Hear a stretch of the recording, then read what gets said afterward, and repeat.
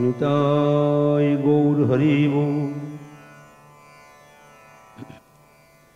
শ্রীমদ ভাগবত মহাপুরাণ রূপী গ্রন্থ মহারাজের সপ্তাহর বিভক্তি যজ্ঞে যেমন নিত্য প্রীতি কথামৃত आस्वादने कल सायंकालीन कहते আমরা प्रथम स्कंधे तृतीय अध्याय शोधन করছিলাম।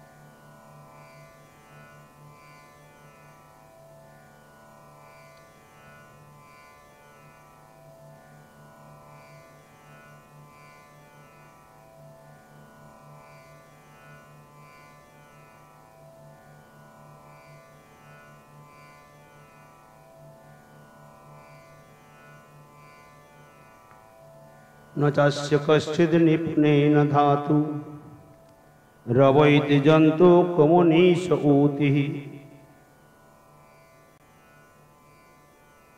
नामानि रूपाणि मनोवचोभिः संतन्वतो नटचर्यामिवाज्ञः।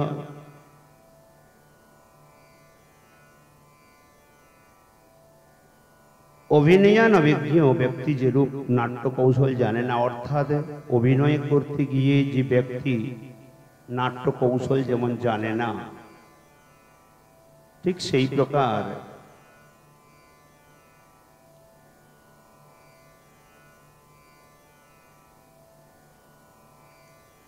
তদ্রূপ কোন কুবুদ্ধিজীবী মন ও বাক্যাদির সংযোগে বুদ্ধি কুতর্কাদি কৌশল দ্বারা নাম রূপাদি বিস্তারিত এই জগৎ বিধাতার লীলা অবগত হয় না। যাদের বুদ্ধিহীন, কুবুদ্ধিযুক্ত, মন বাক্যের সংযোগে বুদ্ধির দ্বারা কুতর্কের মাধ্যমে বিবিধ কৌশল আদি করে মনে করে ভগবানের লীলাকে অবগত হব, কিন্তু সেটা সম্ভবপর হয় না। সবেদ ধাতু পদবিম পরস্য দুরন্ত বীর্যস্য রথাঙ্গপাণে যো মায়য়া সন্ততয়ানুবৃত্ত্যা ভজেত তৎপাদ সরোজ গন্ধম। যিনি নিরন্তর নিষ্কপটে আনুকূল্যে তাহার পাদ পদ্ম গন্ধ ভজন করেন, নিষ্কপটে, মনে কোনো ছল কপট বা কোনো কিছু কামনা বাসনা থাকে না, এবং নিত্য নিরন্তর ভজনে প্রবৃত্ত থাকেন, তিনি অলৌকিক লীলাময় পরমেশ্বর বিধাতা চক্রপাণি তত্ত্ব জানিতে পারেন। হৃদয়ে জাগরিত হয়, যথা চৈতন্য চরিতামৃতে বলছেন, অন্তর্যামী গুরু রূপে শিখানাপনে নিত্য নিরন্তর নিষ্কপটে ভগবানের আনুকূল্যে সমস্ত কর্মগুলি শ্রীকৃষ্ণের আনুকূল্যে হবে। এই প্রকার শ্রী গোবিন্দের পাদ পদ্ম গন্ধ চরণে ভজন করেন নিত্য নিরন্তর। তিনি ভগবানের অলৌকিক লীলাময়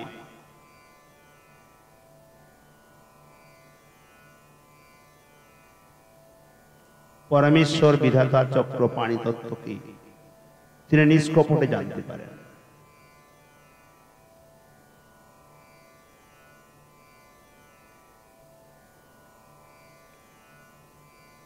अथेय धन्या भगवंत इत्यम जद्वासुदेवी खिललोकनाथी कुर्वन्ति सर्वात्मकमात्म भावम न यत्र भूय परिवर्त उग्रह।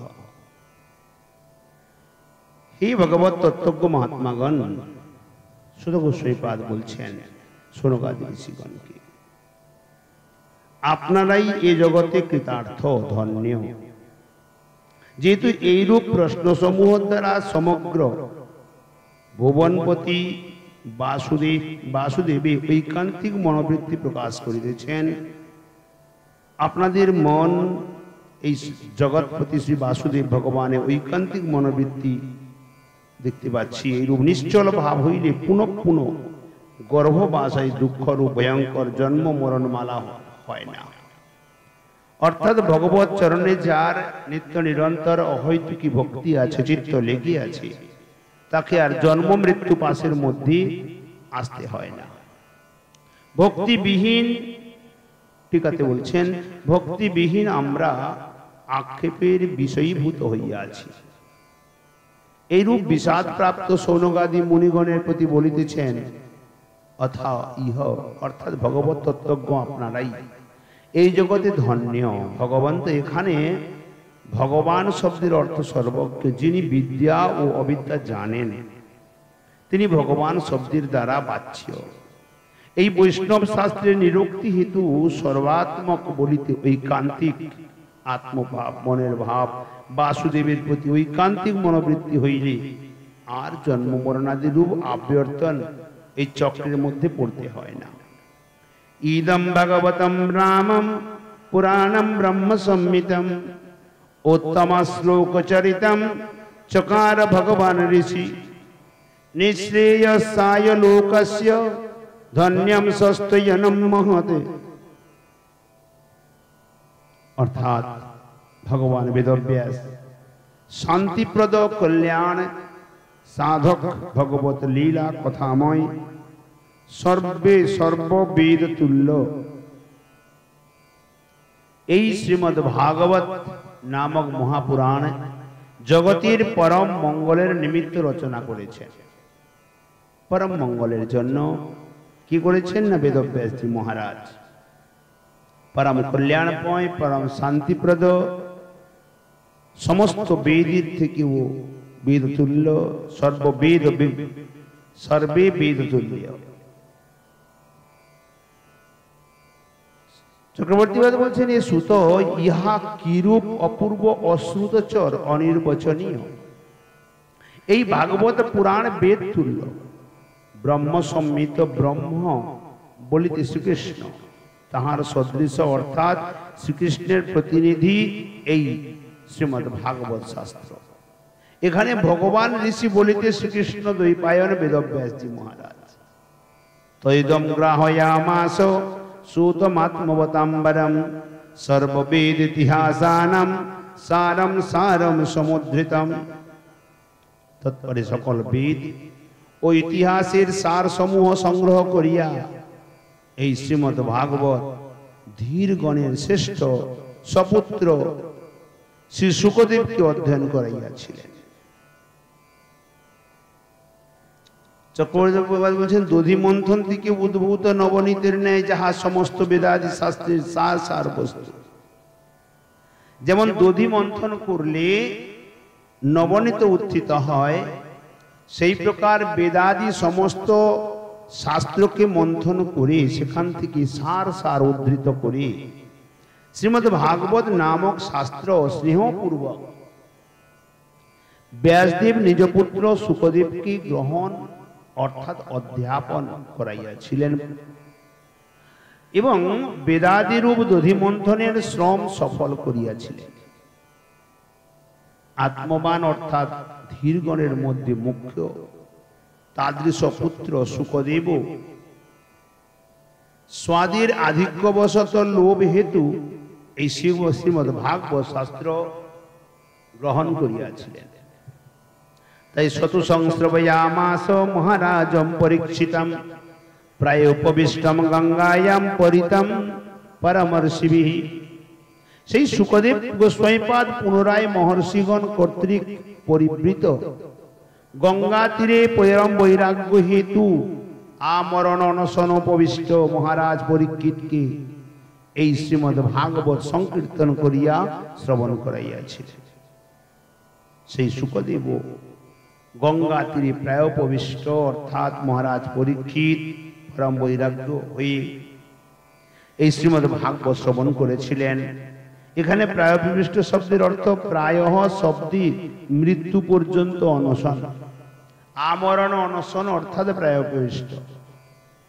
সেই কাল পর্যন্ত যিনি উপবেশন করিয়া আছেন, কৃতোপবেশম শব্দ গোদহনম আস্তি, গোদহন কাল পর্যন্ত অবস্থান করেন। যিনি মরণ পর্যন্ত অনশন, মৃত্যু বাহুল্য এবং তুল্য অর্থে প্রায় শব্দ ব্যবহৃত হয়। তাই পরীক্ষিত মহারাজ আমরণ অনশন করে তিনি বসেছিলেন। সুখদেব গোস্বামী পাদ তাঁরই সভায় এসে ভাগবত শ্রবণ করিয়ে উনাকে উদ্ধার করলেন। কৃষ্ণে স্বধাম উপগতে ধর্ম জ্ঞানাদি বিশ্বহ কলৌ নষ্ট দৃশামেশ পুরাণার্কধুনোদিতঃ।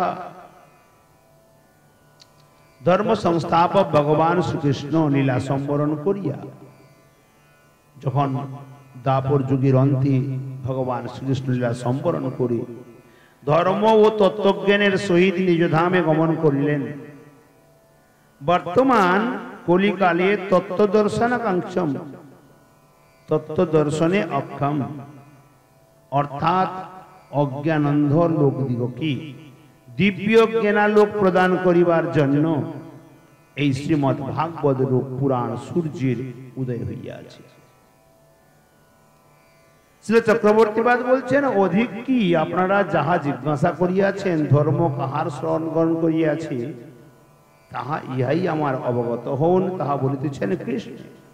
শ্রীকৃষ্ণ নিজধাম দ্বারকা হইতে তাহার নিকটে প্রভাসে গমন করিলে ধর্ম জ্ঞানাদি সর্বিধ ঐশ্বর্যের সহিত সেখানে অন্তর্হিত হইলেন। ভক্তজনের ক্ষোভজনক বলিয়া সেই অন্তর্ধানের আর স্পষ্ট রূপে কথন হয় না। নষ্ট দিক অর্থাৎ লুপ্ত জ্ঞান সম্পন্ন জনসমূহের এখানে দৃগ্বয় দ্বারা সেই এক দেশান্ত দৃষ্টি প্রনষ্ট হইয়াছে, অর্থাৎ অন্ধকারে প্রবিষ্ট হইয়াছে। এই প্রয়োগের দ্বারা শ্রীকৃষ্ণের সূর্যত্ব বোঝানো হইয়াছে। মথুরায় উদয় শৈলত্ব, প্রভাসের অন্তাচলত্ব, শিষ্টগণের চক্রবাকত্ব, দুষ্টগণের নিহারত্ব, পাপ সমূহের অন্ধকারত্ব এবং ভক্তবৃন্দের কমল বনত্ব বহিত হইয়াছে। অতএব শ্রীমদ ভাগবত দ্বিতীয় স্কন্ধে বিদুরের প্রশ্ন উদ্ধবের উক্তি, হে বিদুর, শ্রীকৃষ্ণ রূপ দিবাগর অস্তগত হওয়ায় আমাদিগের গৃহ সকল বিগত শ্রী ও কাল রূপ মহাসর্পে গিলিত হইয়াছে। যে সময়ে শ্রীরাম বৃন্দাবনে জ্ঞানগুদলি ক্ষেত্রে উদ্ধবের সহিত বিদুরজির সাক্ষাৎকার হয়েছিল, বিদুরজি জিজ্ঞাসা করেছিলেন শ্রী গোবিন্দ কি প্রকার আছেন। তখনই বলেছিলেন উদ্ধবজি, ওহে বিদুর, শ্রীকৃষ্ণ রূপী দিবাকর যখন অস্তগত হয়েছেন, আমাদের যে গৃহ সকল বিগত শ্রী অর্থাৎ যাবতীয় শ্রী কল্যাণ সব নষ্ট হয়ে গেছে। কালরূপ মহাসর্প বর্তমান আমাদের গৃহ সকলে গিলিত করিয়াছে। ইহাতে তোমার জিজ্ঞাসিত বন্ধুদিকের কুশল কি বলিব। এখানে শ্রীকৃষ্ণের সূর্যরূপ স্পষ্ট উক্তি। এই পুরাণার্ক এইভাবে কৃষ্ণরূপ সূর্য অস্তমিত হইলে শ্রীমদ ভাগবত রূপ পুরাণ সূর্য এখন উদিত হইতেছেন।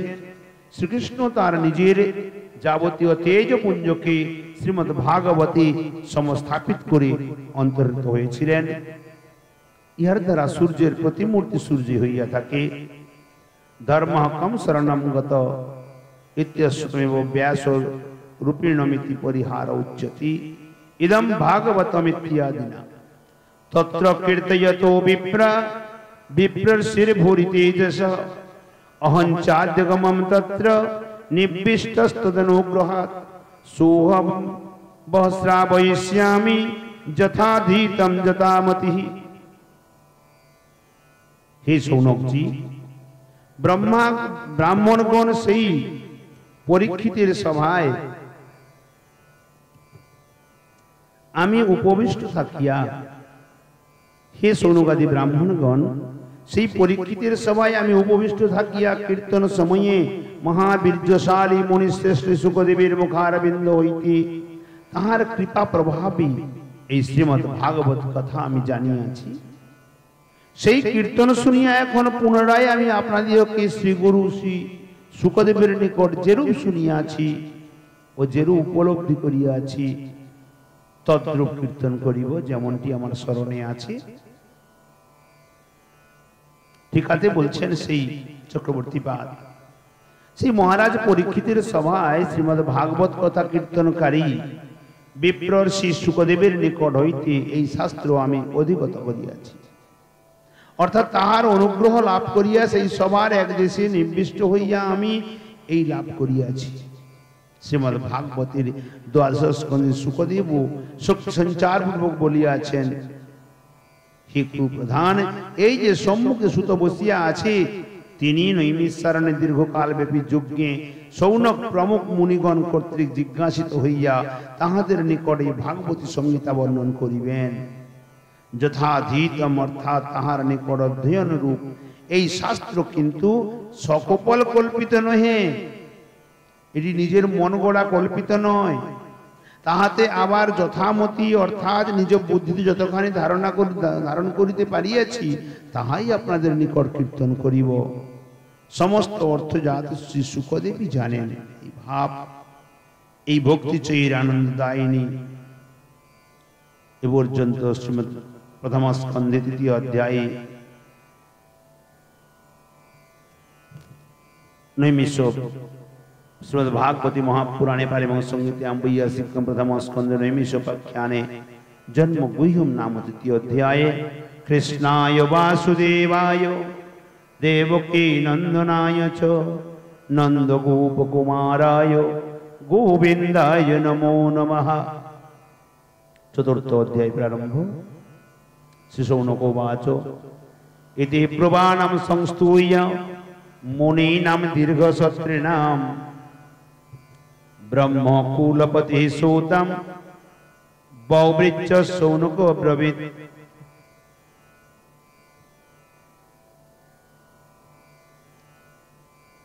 সুত গোস্বামী পাদ এই রূপে যখন বললেন তাহারকে সমাদর করিয়া বহুকাল ব্যাপী যজ্ঞ কার্যে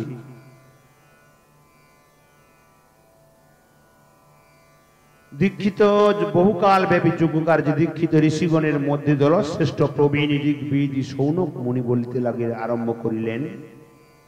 শৌনকজি তখন বলছেন, सूत सूत महाभाग बदनु बदनतांबर कथम भागवतीम पुण्यम जदाह भगवान सुख। शौनक जी बोलছেন, হে সুত গোস্বামী পাদ, परम भाग्यवान আপনি বাগ্মী শ্রেষ্ঠ, অতএব ভাগ্যবান শ্রী শুকদেব যে পবিত্র ভগবত সম্বন্ধে কথা বলিয়াছেন সেই ভগবত কথা আমাদেরকে বলুন, বর্ণন করুন। কারণ শুকদেবের মুখারবিন্দ থেকে ভাগবত শ্রবণ করা এই বড় ভাগ্যে জুটে, তাই আপনি মহাভাগ্যবান। কস্মিন যোগে প্রবৃত্তেয়ম স্থানে বা কেন হেতুনা কুতঃ সঞ্চোদিত কৃষ্ণ কৃতবান সংহিতাম মুনিঃ। হে সুত, কোন যুগে কোন স্থানে মহাভারত আদি ধর্মশাস্ত্র রচনা করিয়াও কি কারণেই বাই পারমহংস সংহিতা আরম্ভ করিয়াছিলেন? কাহা কর্তৃক প্রবৃত্ত হইয়া কৃষ্ণদ্বৈপায়ন ঋষি এই ভাগবতী সংহিতা রচনা করেন? প্রশ্ন করলেন শৌনকাদি ঋষিগণ, কি সুত গোস্বামী পাদ, কোন যুগে কোন স্থানে বসে শ্রী বেদব্যাসজি মহারাজ মহাভারত ধর্মশাস্ত্র রচনা করেছিলেন এবং মহাভারত ধর্মশাস্ত্র রচনা করেও কি কারণেই বা এই পারমহংস সংহিতা আরম্ভ করলেন? কার দ্বারা তিনি প্রবর্তিত হয়েছিলেন আর কিভাবে তিনি রচনা করলেন? শ্রীল চক্রবর্তী পাদ টিকাতে বলছেন,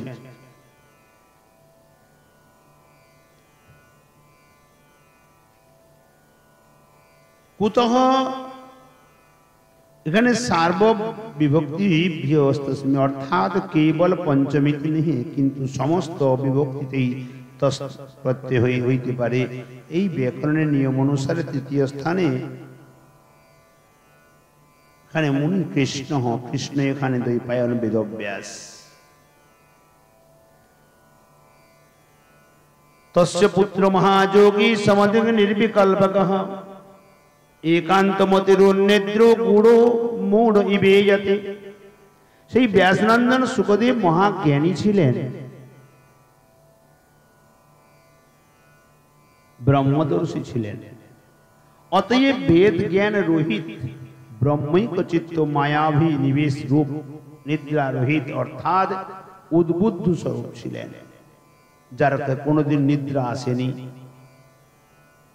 অতএব অজ্ঞাত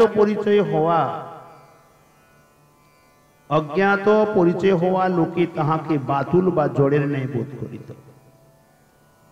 ঠিক আছে, চক্রবর্তীবাদ বলছেন নির্বিকল্পক বলিতে ভেদ জ্ঞান রহিত একান্ত মতি শব্দে একমাত্র স্থানেই অর্থাৎ ব্রহ্মেই যাহা সমাপ্তি লাভ করিয়াছে।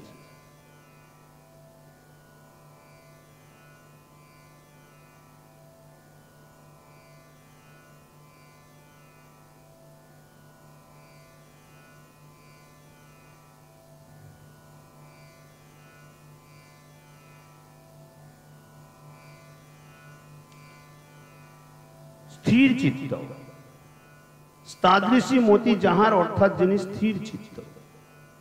উন্নিদ্র পদে নিদ্রা অবিদ্যা সুত গোস্বামী পাদের ভেতরে ছিল না, তাহা হইতে উদ্গত অর্থাৎ মায়া শয়ন হইতে যিনি উদ্ভূত হইয়াছিলেন, জাগতিক নিদ্রা যিনি জয় করেছিলেন। গীতাতে বক্তব্য করেছেন আত্মসাক্ষাৎকার রূপ প্রজ্ঞা অজ্ঞানী পুরুষগণের পক্ষে রাত্রি স্বরূপ। যারা আত্মসাক্ষাৎ রূপ প্রজ্ঞা তাদের জন্য রাত্রিভাগ দিবাভাগ, আর যারা অজ্ঞানী পুরুষ তাদের পক্ষে রাত্রি স্বরূপ। ঈদৃশ রাত্রিতে সংযতেন্দ্রিয়গণ জাগ্রত থাকেন এবং যে অবিদ্যায় অজ্ঞানী পুরুষগণ জাগ্রত, আত্মসাক্ষাৎকারগণ শতপ্রজ্ঞের সেই অবিদ্যা রাত্রি স্বরূপ। ইয়তে বলিতে প্রতীত হয় অর্থাৎ সাধারণ লোকে তাহাকে জড়ের ন্যায় বোধ করে। দৃষ্টানুজান্তম ঋষিমাত্মজমপ্যনগ্নম দেব্যো হ্রিয়া পরিদধুর্ন সুতস্য চিত্রম তদ্বীক্ষ্য পৃচ্ছতি মনো জগদুস্তবাস্তি স্ত্রী পুম্বিদানুতু সুতস্য বিবিক্ত দৃষ্টি।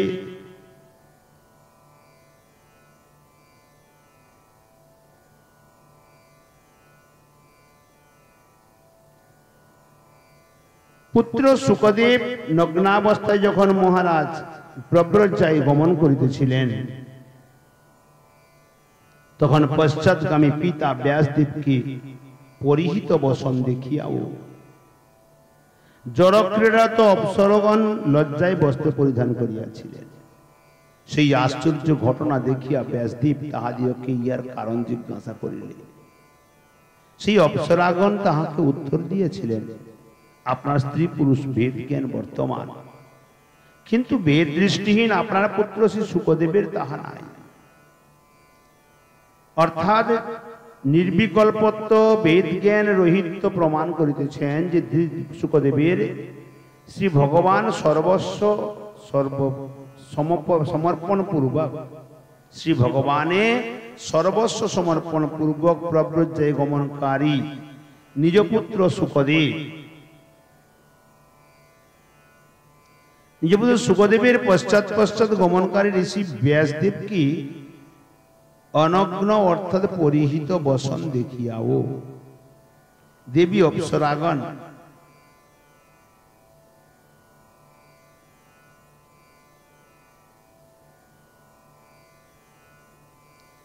অপ্সরাগণ জলক্রীড়া হইতে উত্থিত হইয়া লজ্জায় নিজ নিজ বসন পরিধান করিয়াছিলেন। অর্থাৎ যে সময়ে শুকদেব গোস্বামীপাদ জন্মের পশ্চাৎ যার নাড়ছেদন সংস্কারও হয় নাই, যিনি বনে চলে গেলেন বিবস্ত্র অবস্থায়। ওই পথে দেবকন্যাগণ সরোবরে স্নান করছিলেন।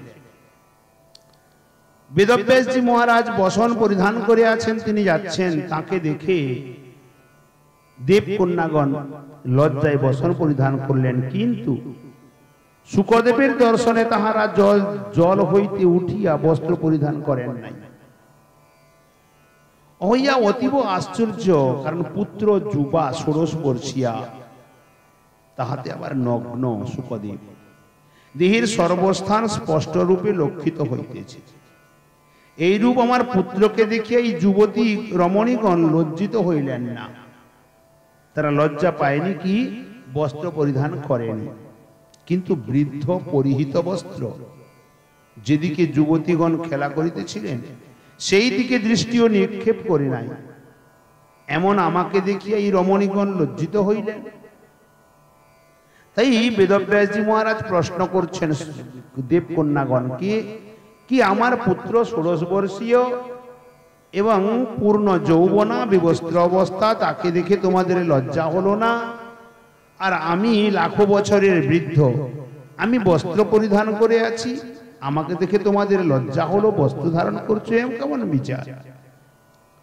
তো বেদব্যাসজি মহারাজের এই কথা শুনে রমণী দেবকন্যাগণ বলছেন, হে ঋষিবর, আমাদের ক্ষমা করবেন। আপনার পুত্র প্রকৃতি পুরুষ, ভেদ জ্ঞান রহিত। ছোট শিশুর কাছে যদি মাতা বিবস্ত্র হয়, তার কি কখনো লজ্জা লাগে? সেই প্রকার সরল মনে ইহাদিওকে কারণ জিজ্ঞাসা করিলেন। এই ভাবিয়া ব্যাসদেব তাহাদের জিজ্ঞাসা করিলেন। তাহারা বলিলেন, হে মহামুনি, এই জন্য এ জন স্ত্রী, এই জন পুরুষ, এইরূপ স্ত্রী পুরুষের ভেদ জ্ঞান আপনার আছে। আপনার পত্নী আছে, পুত্র আছে, সংসার আছে, কিন্তু আপনার পুত্রের সেইরূপ কোনো ভেদ জ্ঞান নেই। তার কোনো সংসার বন্ধন নেই, তার মায়া জগতের বন্ধন নেই। তিনি ব্রহ্মতে তল্লীন অবস্থায় আছে। যদি জিজ্ঞাসা করি কি করিয়া ইহা জানিলে, তাহার উত্তরে তাহারা বলিতেছেন, আপনার পুত্র বিবিক্ত, অর্থাৎ পবিত্র দৃষ্টি সম্পন্ন, ভেদ দর্শন তাহাদের নাই, তাহার নাই। আমরা যুবতীজন কলাভিজ্ঞ, স্ত্রী পুরুষের নয়ন দর্শনেই তাহাদের অন্তরের সকল তত্ত্ব জানিতে সমর্থ। এই কারণে আমরা জানিয়ে আছি। তাই আপনাকে দর্শন করিয়া, এখানে টিকাতে বলছেন, দৃষ্টই স্বভাব জনিতই বপুষশ্চ দোষৈ ন প্রাকৃত তমি অভক্ত জনস্য পশ্যেৎ। কথমালক্ষিত পৌরৈ সম্প্রাপ্ত কুরু জাঙ্গলান উন্মত্ত মূক জড়বৎ বিচরণ গজসা হই।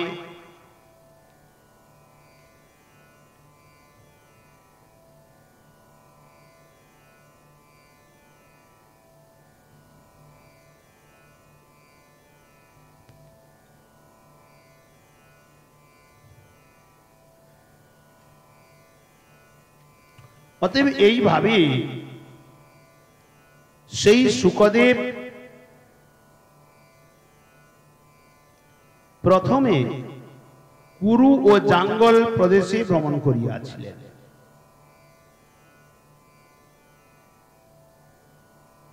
তৎপরে হস্তিনাপুরে কখনো পাগলের ন্যায়, কখনো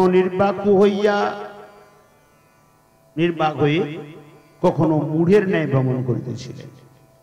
সেই হস্তিনাপুর বাসীগণ কি প্রকারে তাহাকে চিনিয়াছিলেন?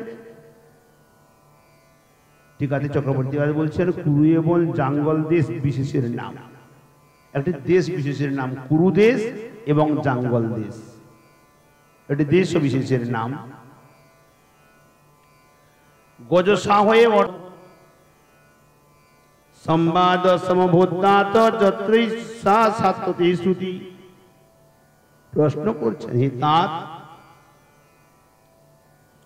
কিরূপেই বা এতাদৃশ ভেদ জ্ঞান রহিত মহামুনি শুকদেবের সহিত পাণ্ডব বংশীয় রাজর্ষি পরীক্ষিতের কথাবার্তা হইল, যে আলাপ ফলে এই ভাগবতী সংহিতা প্রকট হইলেন।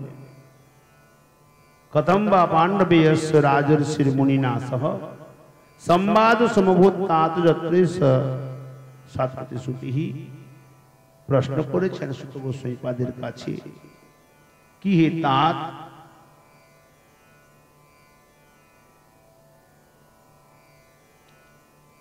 কিরূপেই বা এতাদৃশী ভেদ জ্ঞান রহিত মুনি মহামুনি সুখদেবের সহিত পাণ্ডব বংশীয় রাজর্ষি পরীক্ষিতের সাক্ষাৎকার হয়েছিল, কি করে পরিচয় হয়েছে, যে আলাপ ফলেই ভাগবতী সংহিতা প্রকটন হইলেন, জিজ্ঞাসা করছেন।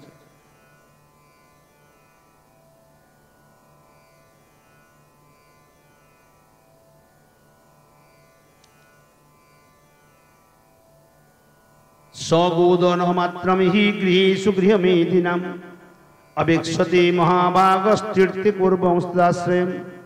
এই পরম ভাগ্যবান সুখদেব গৃহব্রতগণের ঘরে ঘরে গমন করিয়া তাহাদের আশ্রম কেবল পবিত্র করিবার অভিলাষেই ভিক্ষা সংগ্রহ চলে গোদহন কাল পর্যন্ত ভিক্ষা করিতেন। সুখদেব ভিক্ষা করতেন, কিন্তু কতটুকু সময় তিনি ভিক্ষা করতেন না, একটি গোদহন কাল পর্যন্ত মাত্র, এবং ভিক্ষা করতেন গৃহীগণের মঙ্গলের নিমিত্ত, এবং তিনি সেখান থেকে গমন করতেন, থাকতেন না। ঠিক আছে, চক্রবর্তীপাদ বলছেন, মহারাজ পরীক্ষিতের সহিত শ্রী সুখদেবের বহুকাল অবস্থিতির সম্ভাবনা তাহা না হইলে এই শ্রীমদ ভাগবত সংহিতা কি করিয়া প্রকাশিত হইলেন। এই জন্য বলিতেছেন, তিনি গোদহন মাত্র দোহনের জন্য যতটুকু সময় প্রয়োজন হয় ততটুকু কাল ভিক্ষার ছলে গৃহস্থের গৃহ সমীপে অপেক্ষা করিতেন। বস্তুত তাহাদের আশ্রমকে পবিত্র করিবার জন্যই তাহার অবস্থিতি, সেখানকার জীবগণের সদ্গতি প্রদানের জন্যই তিনি গৃহস্থের গৃহে গমন করিতেন।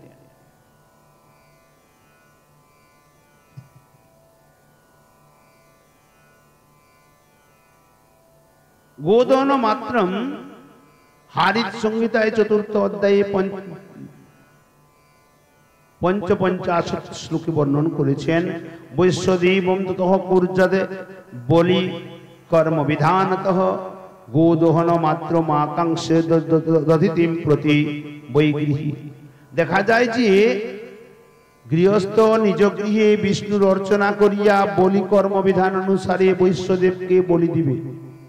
যে সময়ের মধ্যে গোদহন হইতে পারে তৎকালাবধি অতিথির অপেক্ষা করিবে। পরিব্রাজক ব্রহ্মচারী ভিক্ষুককে অনিবেদিত ব্যঞ্জন সমন্বিত অন্নযুক্ত ভিক্ষা দেবে। বৈশ্যদেব বলি সমাপ্ত না হইতেই যদি ভিক্ষুক উপস্থিত হন, তো বৈশ্যদেবীর অন্নাদি তুলিয়া লইয়া স্বতন্ত্র অন্ন তাহাকে দিয়া পরিত্যাগ করিবে। সেই জন্য সন্ন্যাসী গৃহে উপস্থিত হইলে সমাহিত হইয়া তাহাকে ভিক্ষা দেবে, এবং সন্ন্যাসীগণ বিষ্ণু স্বরূপ এইরূপ নিঃসন্দেহে ভাবনা করিবে। ভিক্ষাই ব্রাহ্মণের একমাত্র বৃত্তি।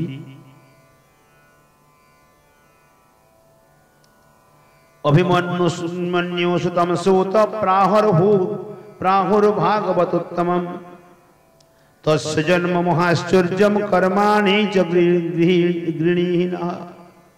হে সুত গোস্বামীপাদ, অভিমন্যু পুত্র পরীক্ষিতকে মহাভাগবত বলিয়া লোকে বলিয়া থাকে। সেই রাজা পরীক্ষিতের অত্যাশ্চর্য জন্ম ও কর্মসমূহ আমাদিগকে বিস্তার পূর্বক বলেন। সম্রাটকস্য মাহেতো পাণ্ডূনাম মানবর্ধনঃ প্রায় উপবিষ্ট গঙ্গায়াম অনাদৃত্যাধিরাশ্রিয়ম। যিনি পাণ্ডু বংশের গৌরব শ্রী রাজাধিরাজ পরীক্ষিত কি কারণে রাজ্য লক্ষ্মী সমস্ত উপেক্ষা করিয়া গঙ্গা তীরে অনশন ব্রত করে অবলম্বন করে আমরণ অনশন ব্রত করে তিনি বসেছিলেন। সুত গোস্বামীপাদের কাছে প্রশ্ন করেছেন শৌনকাদি ঋষিগণ। নমন্তি যদ পাদ নিকেতমাত্মনঃ শিবায় হানিয় ধনানি শত্রব কথম সবীর শ্রিয়মঙ্গ দুস্তয়ম যুবৈ সতৎস্রষ্টুমহ সহাসুবি। শৌনকাদি ঋষিগণ বলছেন, হে সুত, বিপক্ষগণ আপনাদের মঙ্গলের নিমিত্ত ধনরত্ন প্রভৃতি উপহার আনয়ন করিয়া যাহার পাদপীঠে প্রণাম করিতেন। যারা পরীক্ষিতের বিপক্ষ ছিলেন, অর্থাৎ পরীক্ষিতকে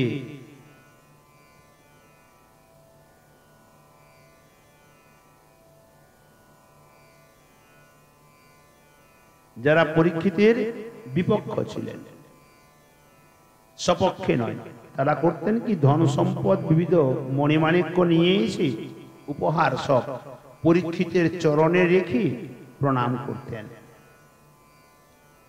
সেই মহাবীর রাজা পরীক্ষিত তরুণ অর্থাৎ যৌবনকালেই প্রাণের সঙ্গে সঙ্গে দুষ্পরিহার্য রাজলক্ষ্মীকে কি কারণে রাজ্য পাটকে পরিত্যাগ করিবার ইচ্ছা করিলেন?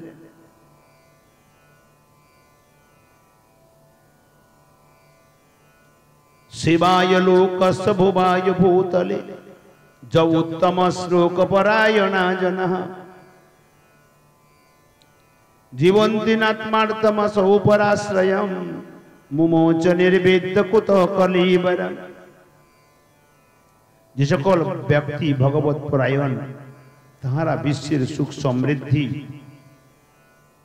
এবং ঐশ্বর্যের নিমিত্তই জীবন ধারণ করেন। স্বার্থ সিদ্ধির জন্য তারা জীবন ধারণ করেন না। কি বললেন? যে সকল ব্যক্তি ভগবত পরায়ণ, তাহারা বিশ্বের সুখ সমৃদ্ধি এবং ঐশ্বর্যের নিমিত্তই জীবন ধারণ করেন, জগৎ কল্যাণের জন্য জীবন ধারণ করেন, নিজের স্বার্থ সিদ্ধির জন্য না। তাহা হইলে ওই রাজা পরীক্ষিত বৈরাগ্য অবলম্বন করিয়া প্রজাবর্গের আশ্রয় স্বরূপ স্বীয় দেহ কি নিমিত্ত পরিত্যাগ করিয়াছিলেন? ঠিক আছে, বলছেন লোকস্য অর্থাৎ জগতের এবং তত্রস্থ প্রাণীগণের মঙ্গলের নিমিত্ত তাহাই দুই প্রকারে প্রকাশ করিতেছে। ভবায় সমৃদ্ধির জন্য, ভব শব্দের অর্থ সংসার, জন্ম মরণাদি পুনঃ পুনঃ গতাগতি, তাহা নিবৃত্তির জন্য।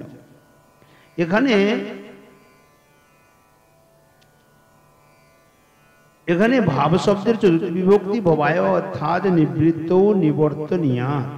এই সূত্র অনুসারে অর্থাৎ নিবৃত্তি বুঝাইলে নিবর্তনীয় যাহা বা যাহাকে নিবৃত্তি করিতে হইবে তাহারই চতুর্থী বিভক্তি হয়। যেমন মশকায় ধূমঃ যশক, মশক নিবৃত্তির জন্য ধূম, যেমন মশাকে তাড়ানোর জন্য ধোঁয়া জ্বালানো হয়। ভবং সংহর্তুম, সংসারকে সংহার করিবার জন্য এখানে ক্রিয়ার্থ পদস্য কর্মণি তৎসর্বম নঃ সমাচক্ষু পৃষ্ঠো যদিহ কিঞ্চন মন্যে ত্বম বিষয়ে বাচম স্নাতমন্যত ছন্দসাদ।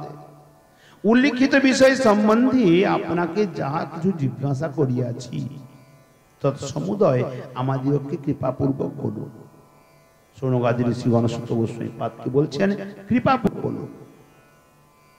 যেহেতু বলিবার যোগ্য বিষয় সমূহের মধ্যে কর্মকাণ্ড প্রতিপাদক অপর শাস্ত্র ব্যতীত অন্যান্য সমস্ত পরশাস্ত্রাদিতে আপনাকে পারঙ্গত বলিয়া মনে করি। আপনি সর্বশাস্ত্রবিদ, তাই বিস্তার পূর্বক আপনি বর্ণন করেন। স্নাত শব্দের অর্থ হলো পারঙ্গত। ছান্দস শব্দে, পারঙ্গত শব্দে না পূর্ণ সমর্থমান, সমস্ত শাস্ত্রে আপনি পূর্ণ জ্ঞাতা। ছান্দস অর্থাৎ বৈদিক বাক্য ব্যতীত অন্যত্র বেদে অনধিকার হেতু, এই বলিয়া ইহা কখনোই আশঙ্কা করা উচিত নহে। আপনার সমগ্র শাস্ত্রে অধিকার আছে। শ্রীমদ্ ভাগবত কথনে শ্রুতির অধিকার হেতু বেদ অপেক্ষা এই শ্রীমদ্ ভাগবত শাস্ত্রের ন্যূনতা। সকল নিগম বল্লীর সৎফল শ্রী ভগবানের নামে সকলেরই অধিকার রহিয়াছে। শ্রীমদ্ ভাগবতে বলা হইয়াছে বেদরূপ কল্পবৃক্ষের ফল এই শ্রীমদ্ ভাগবত, এবং শ্রুতির অর্থাৎ বেদের সার স্বরূপ এই ভাগবত।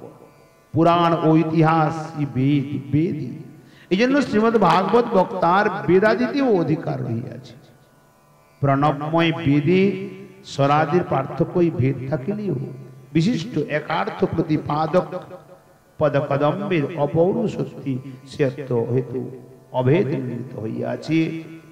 রীতি ছন্দস্যাৎ শ্রী শৌনক মুনির এই বাক্যের তাৎপর্য বৈদিক স্বর ও ক্রিয়াকাণ্ড আমরাই নিপুণ।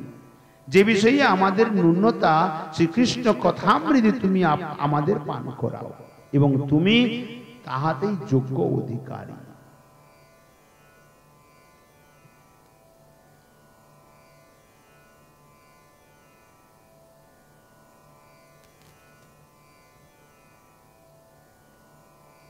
সুত গোস্বামী পাদ বলছেন, শ্রীসুত উবাচ দাপরে সমনো প্রাপ্তে তৃতীয় যুগ পর্যায়ী জাতঃ পরাশরাদ যোগী বাসব্যাম কলয়া হরি।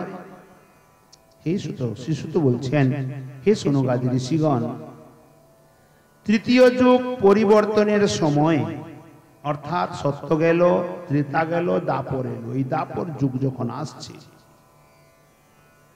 তৃতীয় যুগ পরিবর্তনের সময় দাপর যুগ প্রবৃত্ত হইলে পরাশরের ঔরসে উপরিচর বসুর কন্যা সত্যবতীর গর্ভে বিষ্ণুর অংশাংশ মহাজ্ঞানী কৃষ্ণ দ্বৈপায়ন বেদব্যাস জন্মগ্রহণ করিলেন। কার গর্ভে? সত্যবতীর গর্ভে। সত্যবতী কে ছিলেন? উপরিচর বসুর কন্যা ছিলেন। এতে বলছেন কস্মিন যুগে ইত্যাদি, তাহলে বললেন যে কস্মিন যুগে ইত্যাদি প্রশ্নের উত্তর দানে প্রসঙ্গে ব্যাসের জন্ম ও কর্মসমূহ সংক্ষেপে বলেছেন। সত্য, ত্রেতা, দাপর, কলি এইরূপ বহু যুগের পর্যায়ে, অর্থাৎ অতিক্রম, যেখানে পর্যায় বলিতে পুনঃ পুনঃ আবৃত্তি, অতিক্রম, অতিপাত, উপাধ্যায় ইত্যাদি বহু যুগের অতিক্রমে যে দাপর, তাহাতে এবং তাহা শ্রীকৃষ্ণ অবতার সম্বন্ধীয় জানিতে হই। তাহার অবতার বৈবস্বত মন্বন্তরীয় অষ্টাবিংশতি দাপরে, ইহা পরে বলিবেন। কীদৃশ দাপরে না তৃতীয় সন্ধ্যারূপ যুগরূপ, অর্থাৎ সন্ধ্যাংশরূপ সমস্ত যুগই এই তিন প্রকার হইয়া থাকে। অতএব তৃতীয় সন্ধ্যাংশ রূপ, অর্থাৎ দাপরের সন্ধ্যাংশ রূপ শেষ ভাগ, বাসবিতে বলিতে উপরিচর বসুর বীর্য হইতে জাত কন্যা সত্যবতীর গর্ভে। তত্ত্ব সন্দর্ভে বলেছেন, নারায়ণা বিনিষ্পন্নম জ্ঞানম কৃত যুগে স্থিতম কিঞ্চিৎ তদ্যন্যথা জাতম ত্রেতয়াম দাপরেখিলম গৌতমস্য ঋষিশাপৎ জ্ঞানে তজ্ঞানতম গতি সংকীর্ণ বুদ্ধയോ দেবা ব্রহ্ম রুদ্র পুরাসরা শরণ্যম শরণম জগ্মুর নারায়ণম নাময়ম তৈর্বিজ্ঞাপিত কার্যস্তু ভগবান পুরুষোত্তম অবতীর্ণ মহাযোগী সত্যবত্যাম পরাশরৎ উৎসন্ন্যন ভগবান বেদানুজহার হরি স্বয়ং। অনেক বিস্তার বর্ণন করেছেন। নবমে দাপরে বিষ্ণুর অষ্টাবিংশি পুরা ভবদ বেদ ব্যাস তথা যজ্ঞে জাত কর্ণ পুরস্কৃত। অর্থাৎ বেদব্যাসজির জন্ম সম্বন্ধে এখানে বললেন যে উপরিচর বসুর বৃত্তান্ত মহাভারতের আদি পর্বে বর্ণন করেছেন, সেটি এখানে তুলে ধরেছেন। সকদাচিৎ সরস্বত্যা উপস্পৃশ্য জলম শুচি বিবিক্ত এক আসীন ঐতে রবিমণ্ডলে।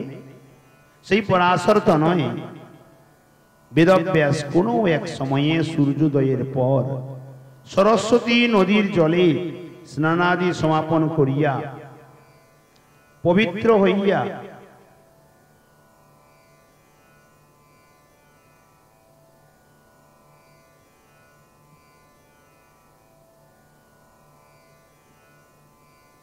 স্নানাদি সমাপন করিয়া পবিত্র হইয়া বিজন বদরিকাশ্রমে এক মনে উপবিষ্ট ছিলেন।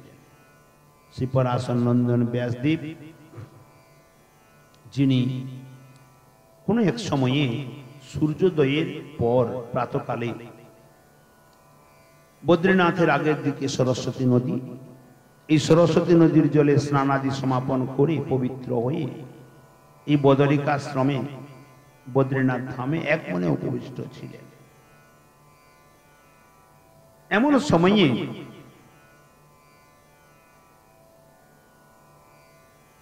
परावरज्ञ सौऋषि काले न व्यक्तरंहसा जोग धर्म व्यतिकरम प्राप्तम वो विजुगे जुगे भौतिकानां च भावानां शक्तिह्रासं च तद्गीतम् अश्रद्धोद्धानान् निःस्वत्वान् दुर्मेधन् हुसितावुषो दुर्भोगांश्चनान् वीक्ष्य मुनि दिव्येन चक्षुषा सर्ववर्णाश्रमाणां यत् दद्दौ हितममो गजे। अर्थात भूत भविष्यत वेत्ता যিনি ত্রিকালদর্শী, ভূতকাল, অতীতকাল, ভবিষ্যৎ এবং বর্তমান এই তিনটি কাল সম্পর্কে যিনি পূর্ণ জ্ঞাতা,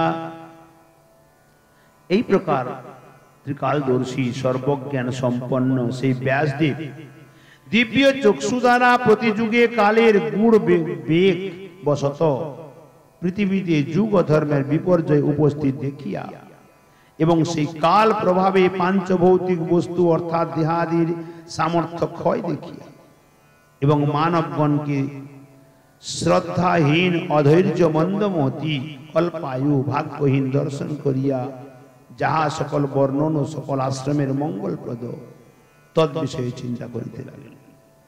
ঠিক আছে, বলছেন পরাবরজ্ঞ অর্থাৎ অতীত ও অনাগত বিষয়ে বিজ্ঞ, যুগধর্ম সমূহের ব্যতিকর অর্থাৎ কালক্রমে ধর্মের বিপর্যয়, কাল প্রভাবে শরীরাদির সামর্থ্য ক্ষয়, নিঃসত্ব অর্থাৎ সত্য গুণের হ্রাসি, কেবল রজ ও তমগুণান্বিত জনগণকে দিব্য চক্ষুতে দর্শন করিলেন।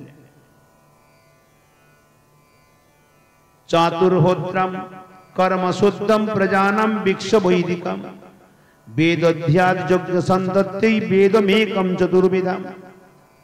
সেই বেদব্যাস, হোতা, উদ্গাতা, অদর্চু ও ব্রহ্মা নামক ঋগাদি বেদ চতুষ্টয়ের ঋত্বিক দ্বারা অনুষ্ঠেয় বৈদিক যজ্ঞাদি কর্ম লোকের শুদ্ধিকর দেখিতে পাইয়া অবিচ্ছিন্ন যজ্ঞানুষ্ঠানের জন্য এক বেদকে চারি ভাগে বিভাগ করিলেন।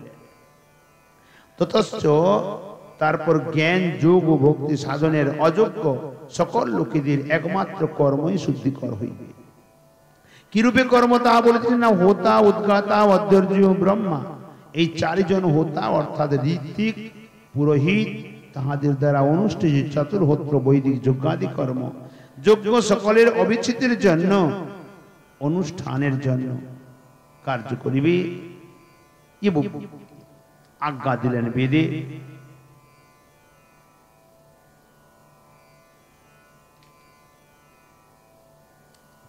ऋग्यजुर सामथर्वत्वख्या वेदश्चत्वार उद्धृता इतिहास पुराणञ्च पंचमो वेद उच्यते।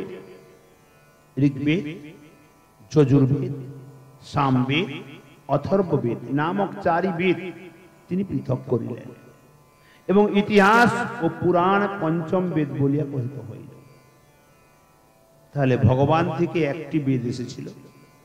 বেদব্যাসজি মহারাজ একে চার ভাগে ভাগ করলেন।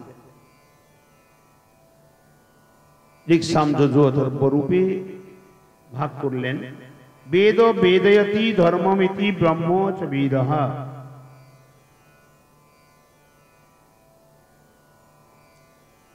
তত্র বেদধরঃ পৈলস সামগো জৈমিনী কবি। বৈশম্পায়ন এবৈকো নিষ্ণাতো যজুষাম মুনি। অথর্বাঙ্গিরসামাসিত সোমন্তর্দারুণো মুনি। ইতিহাস পুরাণানাম পিতামেরো মহর্ষণ। সুত গোস্বামীপাদ বলছেন এই চারি বেদের মধ্যে একাকী পৈল ঋষি ঋগ্বেদ বেত্তা, স্তব গানকারী জৈমিনী কবি সাম বেদ বেত্তা, আর বৈশম্পায়ন ঋষি যজুর্বেদে পারঙ্গত। অথর্ব বেদোক্ত অবিচার ক্রিয়াদি প্রবৃত্তি বশত নিষ্ঠুর স্বভাব সুমন্ত মুনি অথর্ব বেদে এবং আমার পিতা লোমহর্ষণ ইতিহাস পুরাণ সময়ে পারঙ্গত ছিলেন।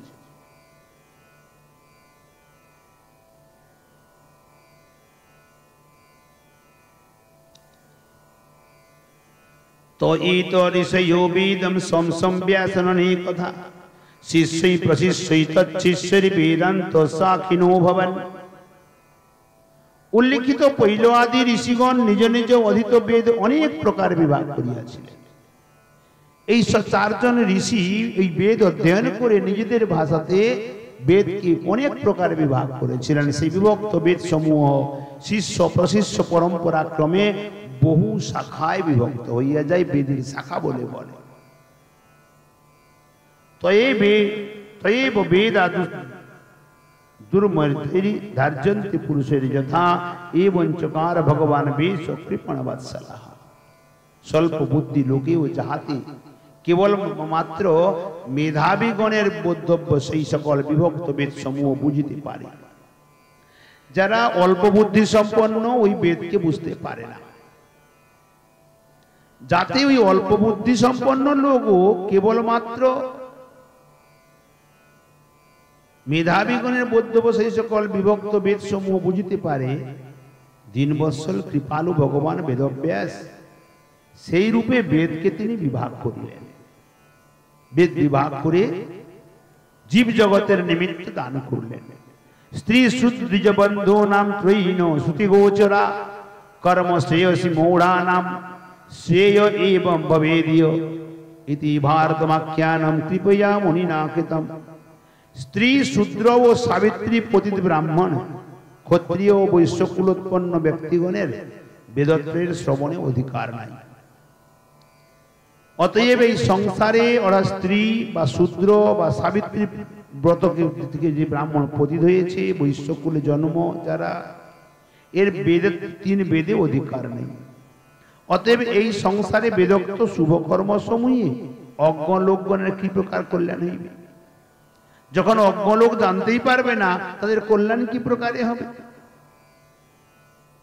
এই ভাবিয়া মহর্ষি বেদব্যাস কৃপা করিয়া মহাভারত ইতিহাস রচনা করিলেন। বেদের রহস্যকে মহাভারত ইতিহাসের মধ্যে খুলে দিলেন। ভারতম ব্রহ্মণাদীনাম বেদার্থ পরিবৃত্তয়ি তৈব বেদাস্তু তন্নিসাম ত্বেতদ্বৈ কস্যচিৎ সুখাম। एवं प्रवृत्त सदा भूतानां श्रेयसीदिजा सर्वात्मकेनापि यदा नात्युसहृदयं ततः नाति प्रसिद्ध हृदय सरस्वत्यस्तटेषु च वितर्कयन् विविक्तस्य इदं चोवाच धर्मविद। हे सुनुगादि ऋषिगण, এই প্রকারে প্রাণীগণের হিত সাধনে সর্বদা রত থাকিয়া ব্যাসদেবের মন যখন বিবিধ উদ্দেশ্যে বহু কর্মানুষ্ঠানের দ্বারাও সন্তোষ লাভ করিল না, তখন ধর্মজ্ঞ ব্যাস অতিশয় অপ্রসন্ন মনে সরস্বতী নদীর তীরে নির্জনে অর্থাৎ একাকী পবিত্র হইয়া মনের অপ্রসন্নতা কারণে চিন্তা করিতে করিতে নিজে নিজে এই কথা বলিতে লাগিলেন। নিজে নিজে বলছেন, কি বলছেন? न धृत प्रति नहीं मया छद्दांसी गुरवोग्नय मानिता निर्बली की नो गृहीतंचानुशासन। আমি নিষ্কপটে ব্রত ধারণ করিয়া নিশ্চয়ই বেদ গুরুবর্গ ও অগ্নিকে পূজা করিয়াছি এবং তাহাদের আজ্ঞাও পালন করিয়াছি। ভারত ব্যপদেশেন হেম্নায়ার্থ প্রদর্শিতঃ দৃশ্যতে যত ধর্মাদি শুদ্ধাদিবিরর্পিতঃ। আরও মহাভারত রচনা ছলে গুরু শিষ্য পরম্পরাক্রমে প্রাপ্ত বেদার্থ প্রকাশিত করিয়াছি। সেই মহাভারত অন্যের কথা দূরে থাকুক, এমনকি স্ত্রী শূদ্র আদি ও ধর্মার্থ কাম মোক্ষ এই চতুর্বর্গ সাধক ধর্ম দেখিতে পাই।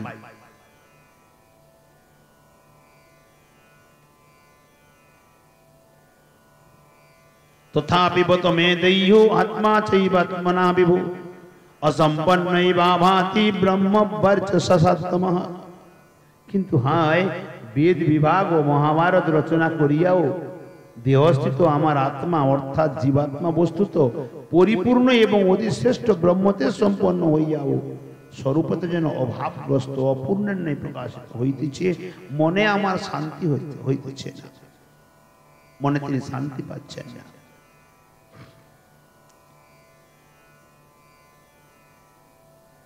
किंबा भगवता धर्मान प्रायण निरूपिता प्रिया परमहंसा नाम तयेव चतुर्थ प्रिया अथवा परमहंस अर्थात त्यक्त वर्णाश्रम चारि वर्णाश्रमेर गुरु महाभागवत वैष्णवगणेर प्रिय जे भागवत धर्म अर्थात भक्ति हरिभक्ति अनुष्ठान समूह ता आमि पुनः पुनः कीर्तन करि नाई भगवानेर गुणगाथा बारंबार कीर्तन करि नाई वर्णन करि नाई जेहेतु सेई नित्य भागवत धर्म ही नित्य भगवान विष्णुर साक्षात प्रिय असम्पन्नेर कारण निजे आशंका करितेछेन अथवा पुनः पुनः प्रभुत रूपी परमहंसगणेर प्रिय निरूपित प्रकटित हय नाई सेई परमहंसगणई वर्णाश्रमेर अतीत भगवत भक्तगण भगवान अच्युतेर प्रिय एखाने भागवत धर्म এই পদের দ্বারা জ্ঞান কি ব্যাখ্যা করা সম্ভব নয় কিন্তু ভাগবত ধর্ম বলিতে ভক্তি শ্রীমদ্ ভাগবতে পরবর্তী অধ্যায়ে দেবর্ষি নারদের উক্তি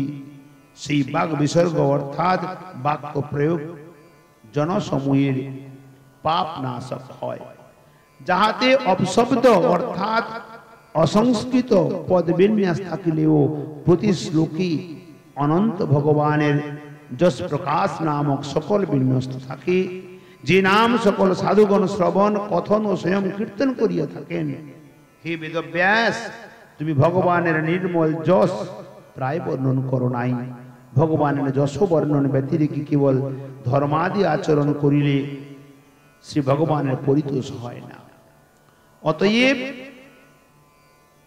भगवत যশ বর্ণন বিনা যে ধর্মাদি জ্ঞান তাহাই তোমার ন্যূনতা সুতরাং এখানে পরমহংস এই পদের দ্বারা ভক্তগণকে লক্ষ্য করে করা হইয়াছে কিন্তু জ্ঞানীগণ নহেন এই জন্যই এই শ্রীমদ্ ভাগবত পরমহংস সংহিতা বলিয়া কহিত হইয়াছে এখানে এই শ্রীমদ্ ভাগবত জ্ঞানীগণের কোনো শত আরোপিত হইতে পারে না জ্ঞানীগণের বলে আরোপ করা যায় না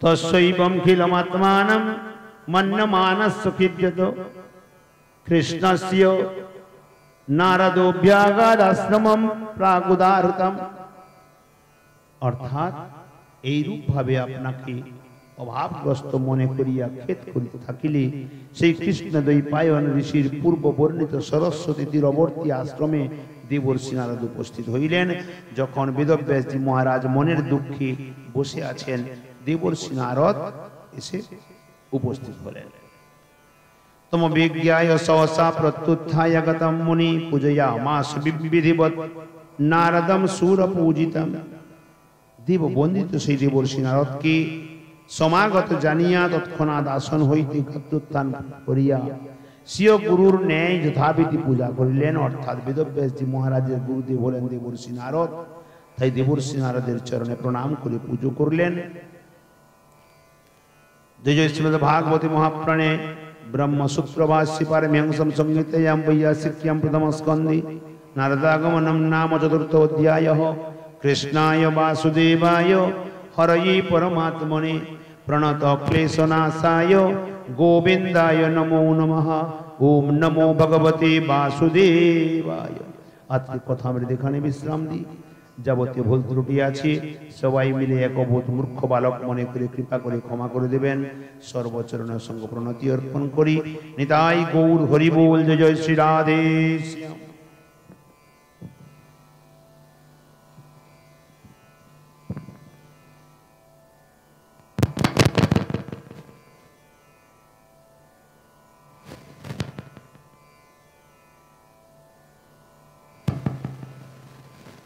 जय जय राधे कृष्ण गोविंद जय जय राधे कृष्ण गोविंद राधे गोविंद राधे गोविंद राधे गोविंद राधे गोविंद जय जय राधे कृष्ण गोविंद जय जय श्याम सुंदर मदन मोहन वृंदावन चंद्र जय जय राधा रमण रास बिहारी श्री गोकुलानंद जय जय राधा कांत राधा विनोद श्री राधे गोविंद जय जय ललिता विशाखा आदि जत सखी जय जय श्री रूप मंजरी आदि मंजरी जय जय पूर्णमासी कुंद लता जय बीरा वृंद तोमरा सबे मिले कर दया आमी अति मंद आमाय कृपा करी दाओ हे जुगल चरणारविंद जेन व्याकुल प्राणे गाइते पारी हाराधे गोविंद गाइते पारी हाराधे गोविंद जेन गाइते पारी जय जय राधे कृष्ण गोविंद श्री गौरांग नित्यानंद श्री अद्वैत चंद्र गदाधर श्रीवासादि गौर भगत वृंद जय श्री कृष्ण चैतन्य प्रभु नित्यानंद हरे कृष्ण हरे राम श्री राधे गोविंद हरे कृष्ण कृष्ण कृष्ण हरे हरे हरे राम राम राम हरे हरे हरे कृष्ण कृष्ण कृष्ण हरे हरे हरे राम राम राम हरे हरे कृष्ण कृष्ण कृष्ण हरे हरे हरे राम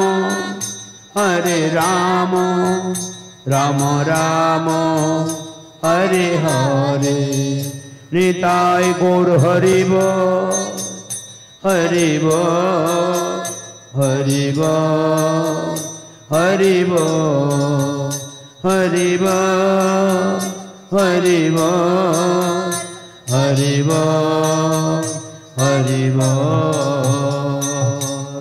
निताय गौर हरि बोल जय श्री राधे श्याम बोल भक्त वत्सल भगवान की जय सवार सद राधा माधव लाल की जय सुदाम वृंदावन की जय वृंदावन रे लाल की जय राधा रानी की जय जमुनी महारानी की जय वृंदी महारानी की जय तुलसी महारानी की जय भक्ति महारानी की जय गरुड़राज महाराज की जय भागवत महापुराण की जय सरस्वती गोस्वामी जी महाराज की जय वेदव्यास जी महाराज की जय श्री परीक्षित जी महाराज की जय समुपस्थित भक्त मंडली की जय हरि कथामृत की जय अवन अवन श्री गुरु महाराज की जय जय जय श्री राधे श्याम निताय गौर हरि बोल बोल भक्त वत्सल भगवान की